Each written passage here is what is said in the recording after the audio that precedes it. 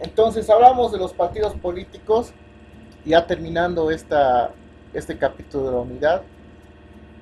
Y hemos visto que existen dos tipos de partidos políticos, ¿no? En su concepción ideológica estoy hablando, que pueden ser el partido político como empresa y el partido político como relación social. Lamentablemente en Bolivia, más que todo hemos visto esto, el partido político como empresa, ¿ya? Es una pena, pero recientemente se ha visto, por ejemplo, otro, otro acto de corrupción, ¿no? En el problema de los respiradores de Bolivia. No sé cuántos se han enterado. ¿Se han enterado de ese caso? ¿Están Sí, enterados? Sí, ¿no? Entonces, ese es un ejemplo de cómo un partido político puede ser utilizado como empresa. Las empresas funcionan por medio del intercambio, ¿no? Uno crea un producto, lo vende y a cambio recibe dinero. Y de esa manera la empresa surge, ¿no? La empresa entra en un monopolio de mercado donde tiene que vender productos y la intención es ganar, es producir, siempre tener el buen empresario siempre tiene que tener ganancia, ¿no? Tiene que vender en lo más bajo del precio, pero para ganar más, ¿no? Entonces, esa concepción se ha visto en un partido político y ahora hay gente que entra al gobierno solamente para ver cuánto va a ganar de dinero, ¿no? No sé si ustedes lo han escuchado, pero hay una frase que es bien popular y a veces cuando uno está en el gobierno le dicen las mismas personas, bien, ya estás en el gobierno, ahora tienes que aprovechar. No es así, estudiantes, no debería ser así, estimados. Entonces, esta mala concepción, esta mala idea del intercambio es lo que lamentablemente está fundiendo el país, ¿no? Y siempre nos ha tocado vivir con gobiernos corruptos, es una pena. Sin embargo, el partido político tiene que funcionar como una relación social, ¿no? Tiene que haber este tipo de confianza en los partidos políticos para que estos puedan realizar un cambio. No sé si les comenté en la anterior clase, pero les había hablado del político y del científico, ¿no? Según Max Weber, el político es el que genera cambios y el científico es el que crea las propuestas, ¿no? El político y el científico. Entonces, si tú eres un buen estudiante, eres un científico, un académico, eres un intelectual, en algún momento vas a poder realizar, qué sé yo, proyectos, planes que ayuden a las personas. Pero ¿quién es el que cambia en realidad la sociedad? O sea, en el buen término, es el político. Porque el político, cuando llega al poder, tiene la autoridad, la potestad de poder hacer cambios. Lo que una persona como tú y como yo no lo vamos a poder hacer, ¿no? Yo acá desde mi computadora puedo criticar al gobierno, puedo a ustedes mostrarles planes de gobiernos muy interesantes, puedo de repente citar autores, pero jamás voy a poder cambiar la sociedad porque no estoy en el poder para hacerlo, ¿no? Puedo poner mi granito con ustedes, esperando que ustedes sean personas de bien para mañana, pero el que va a decidir eso lamentablemente siempre va a ser el gobierno. Entonces no está mal pensar en ser parte de un partido político, ¿no? Pero tiene que existir esta concepción. El partido político tiene que funcionar como una relación social, tiene que funcionar como dice su propósito, ¿no? Tienen que ser los que tienen que llevar las necesidades del pueblo hacia hacia el gobierno y solucionar las diferentes problemáticas, qué sé yo, que existen en la sociedad. ¿A quiénes dirigimos el voto? Bien. Eh, Así como estamos hablando de los partidos políticos, hay diferentes sistemas de partidos en el mundo, ¿ya? Entonces hay tres tipos de sistemas partidistas que se implementan en diferentes países. Uno es el monopartidista, ¿ya? Mono significa uno, ¿no? Eso saben ustedes. Entonces, esto significa un partido. Esto es cuando el país solamente tiene un modelo de partido político por el cual pueden votar, o en todo caso se queda ese partido y no hay forma de cambiar ese modelo. Es el caso de Cuba, ¿no? Perdón, es el caso de Cuba y el caso de Corea del Norte.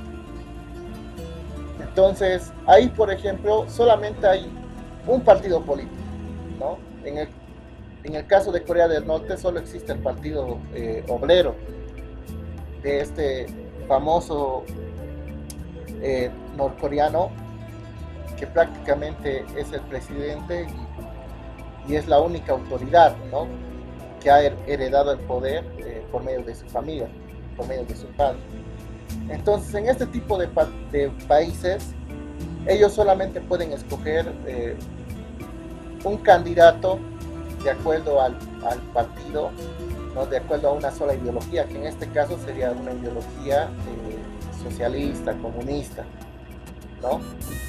Entonces, yo les cuento un poco, en el caso de Cuba, por ejemplo, ¿no?, es una persona la que decide. Sin embargo, también tienen consejos, ¿no?, que son, tienen un consejo, tienen una asamblea, la cual está conformada por personas del país, ¿no?, civiles del país. Entonces, por ejemplo, el comunismo les permite a ellos que todos puedan tener los mismos derechos, las mismas obligaciones, y puedan tener de repente lo mismo, ¿no? Todos tienen salud en Cuba, eso es algo bueno. Todos tienen acceso a la alimentación, no existen ricos ni pobres, en teoría. Sin embargo, a algunos no les gusta este modelo de países, ¿no? No les gusta este modelo monopartidista, porque no tienes aquí la oportunidad de ser mejor, de prosperar. No tienes esa oportunidad, y eso es porque la ideología no te lo permite. Aquí todos tienen que ser iguales, ¿no? Entonces, no sé quiénes están de acuerdo con este tipo de sistema o quiénes no, pero ese es el caso de Cuba y Corea del Norte. Otro tipo de sistema sería el bipartidista. Este es el caso de Estados Unidos, donde ellos solamente pueden votar por dos modelos de partidos políticos: los demócratas y los republicanos. En este caso, ¿no?, de los bipartidistas, estos dos tipos de modelos de partidos políticos tienen también una sola ideología, ¿ya? Para los que no sabían, ustedes deben saber que Estados Unidos tiene una ideología capitalista, neoliberal, ¿no? Entonces, en base a esa ideología nacen estos dos partidos, que son los demócratas y los republicanos. Podría decirles que los republicanos son más conservadores que los demócratas, ¿no? Los demócratas son un poco más liberales, un poco más de aceptar ciertos derechos, de aceptar ciertas libertades en las personas. En cambio, los republicanos son un poco más conservadores en el sentido de que en el sentido religioso, ¿no?, y en muchos sentidos más. Entonces, sin embargo, en Estados Unidos nunca vas a ver que haya un partido político de izquierda, vamos a decirlo así, un partido político comunista, socialista. No se va a dar eso, ¿no?, porque no hay esa inclinación del país. Creo que el país está bien fundamentado en lo que quiere, en lo que pretende, ¿no? Entonces, el país es un país capitalista, un país que busca expandir sus empresas, busca expandir sus negocios, su mercado, su política. Entonces, no es un país que está dispuesto a ser socialista, comunista, o a aceptar ciertas ideologías de izquierda, ¿no? Entonces, ese es el caso de Estados Unidos, que tiene un sistema bipartidista. Y hay otros países que son multipartidistas. Ese es el caso de Bolivia, ¿ya? Porque en Bolivia, si ustedes se han dado cuenta en las elecciones, entran partidos de azul, rojo, verde, amarillo, rosado, ¿no? El día de mañana puede entrar, qué sé yo, un partido político que en pro de los homosexuales, digamos, ¿no? O un partido político ecológico, un partido político cristiano, un partido político adventista. Todo se permite en países como Bolivia, México, Perú, ¿no? Entonces, en la mayoría de países de Latinoamérica se permite todo, ¿no? Y este es un modelo que manejamos nosotros, que también tiene sus pros y sus contras, ¿no? El pro sería de que hay la oportunidad de tener bastante, vamos a decirlo así, pluralidad, ¿no? Hay bastantes opciones por las cuales podemos votar. Sin embargo, la contra es de que no hay nada definido, ¿no? Hoy día podemos estar siendo gobernados por gente socialista, mañana podemos estar con gente neoliberal, pasado nos puede gobernar, qué sé yo, un partido cristiano. Entonces no existe algo definido. No sé si a ustedes les parece, están de acuerdo con eso, o preferirían de repente que tengamos un partido más bipartidista, monopartidista, ¿no? Creo que eso es algo que hay que analizar, ¿no? Y ustedes ya tienen que formar sus opiniones. ¿Por qué es necesario?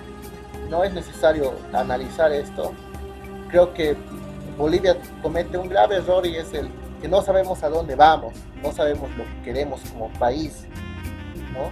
Entonces creo que eso es algo que tiene que cambiar en el país.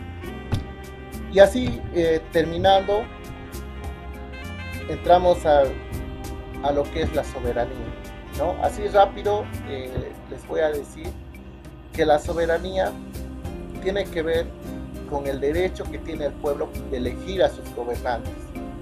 Existen dos tipos de soberanía, ¿no? Estamos hablando de la soberanía del Estado y la soberanía en el Estado. Cuando hablamos de soberanía del Estado, estamos hablando, ¿no?, de el poder que tiene el Estado, ¿no?, que esta sería una competencia, ¿no?, que tiene el Estado, que no proviene de ninguna autoridad superior. Es decir, el Estado es autónomo y tiene el poder de tomar las decisiones que bien le parezca para el Estado, ¿ya? Eso se llama soberanía del Estado. Pero también existe la soberanía en el Estado. Y esto tiene que ver que existe en el país, ¿no?, existe soberanía sobre el pueblo, ¿ya? ¿Qué quiere decir eso? Que el pueblo tiene la potestad, ¿no?, de poder influir en las decisiones que realiza el partido político, que realiza la autoridad, ¿no? Entonces la idea de soberanía supone la existencia de una autoridad política y absoluta dentro de la comunidad, que ese sería el pueblo, ¿ya? Entonces, terminando este tema de partidos políticos, tenemos que preguntarnos nosotros de qué manera podemos nosotros, ¿no?, en el futuro, en un futuro no muy lejano, poder influenciar a la sociedad para poder mejorar nuestro sistema actual político en Bolivia. Esa es una pregunta bien interesante, ¿no? Recuerden que la Constitución Política del Estado nos dice que la educación, actualmente la educación tiene que ser productiva, comunitaria productiva. ¿Qué quiere decir eso? Que si tú quieres ser doctor, quieres ser abogado, quieres ser médico, ingeniero, qué sé yo, la idea no tiene que ser ganar dinero, sino tiene que ser que tienes que ayudar a la sociedad con la carrera que haces. Tienes que ayudar a tu comunidad, tienes que ayudar a tu familia. Ese es el pensamiento de vivir bien, ¿no? Que a pesar de que el anterior gobierno ha tenido bastantes errores que nos han obligado de repente han obligado a la gente a reclamar y a la renuncia del anterior presidente, algo bueno del anterior gobierno es esta ideología del vivir bien, ¿no?, que tiene que ver con buscar la paz, vamos a decirlo así, la comunidad, el poder trabajar para ayudar a los demás, ¿no? Para ayudar a mi comunidad. Con eso tiene que ver el vivir bien. Entonces, esa es la idea de los partidos políticos, de hablar de política y hablar de partidos políticos. Creo que ese es el objetivo principal por el cual este capítulo está en la materia de cívica, porque nosotros nos vemos en la obligación y en la necesidad de pensar como generación, pensar soluciones para nuestro país, ¿no? No sé cuántos de ustedes están muy informados de las noticias, pero les cuento de que esta cuarentena, que es necesaria para que nosotros podamos cuidarnos y cuidar a nuestros familiares, también está afectando en el tema económico. Entonces nos esperan años muy preocupantes en el país, bastantes expertos políticos lo han dicho. Nos esperan años donde la economía va a estar muy apretada, y eso significa que va a faltar trabajo, que el salario, van a subir los precios de bastantes productos. Entonces viene a venir eso. Y lo que menos necesitamos es gobiernos que vengan directamente a robar, que esperen la primera oportunidad para sacar un pedazo de la torta. Eso es lo que menos necesitamos en este momento. Y se han dado cuenta, parece que todos los que entran al gobierno parece que tienen esa idea, ¿no? Entro al gobierno, ahora qué puedo sacar, ahora qué voy a ganar. Y eso es lo que menos necesitamos en el país en este momento. Entonces, les reto a ustedes, queridos estudiantes, estimados, que puedan pensar también, ¿no? Que ustedes puedan también ser personas que se comprometan, ¿no? Y se integren también en la vida política. No está mal, ¿no? Ya habíamos visto que ser político no significa necesariamente ser alcalde, concejal, diputado, ¿no? Todos somos políticos.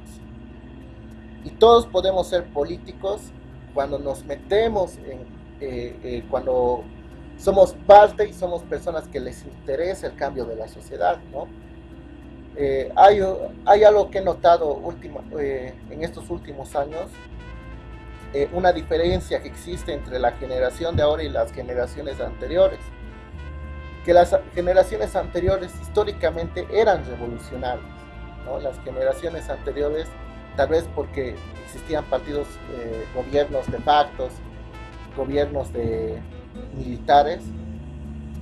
Entonces hemos visto bastantes generaciones que han sido revolucionarias, que han muerto, que han dado sus vidas, que salían a las calles con sus palos, ¿no? Y ahora me parece que somos un poco más silenciosos, ¿no? Yo me incluyo porque yo también soy joven como ustedes, debo ser mayor, unos 10, 12 años máximo, ¿no? Entonces, somos un poco más pasivos. Somos una generación un poco más de la paz, y eso está bien, ¿no? Pero el problema es de que a veces no nos metemos en conflictos sociales, y eso también puede tener su contra, porque es necesario que nosotros sepamos que somos parte de la comunidad, y si un derecho no se respeta o algo no está bien en nuestra casa, en nuestra unidad educativa, en nuestro barrio, es nuestro derecho y responsabilidad exigir que se respete lo que es justo, ¿no? Entonces, yo no puedo aceptar que después de haber,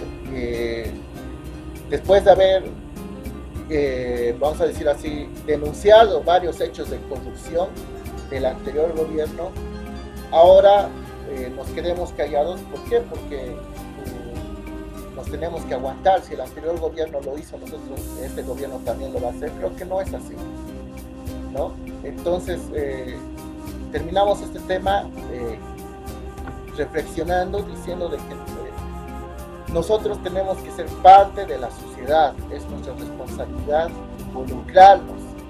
Habíamos dicho que el ser humano es un ser social, y así como ser social, es su responsabilidad involucrarse en los asuntos de la sociedad, en las problemáticas de la sociedad. y no ser personas que sean un poco, vamos a decirlo así, personas que no les interese de repente lo que pase, ¿no? Mientras a mí no me pase, no pasa nada, ¿no?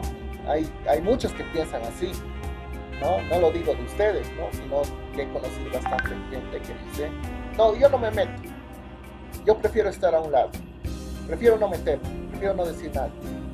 Pero esa no es la idea, ¿no? Tú eres parte del país, eres parte del Estado, eres parte de un grupo social, tienes la responsabilidad moral de que te interese, ¿no? Y mínimamente intervenir, opinar, ¿no? Sobre un asunto, ¿no? Sobre una problemática. Esa es la idea. ¿Ya? Bien, terminamos con esto este capítulo. Y voy a dejar, miren,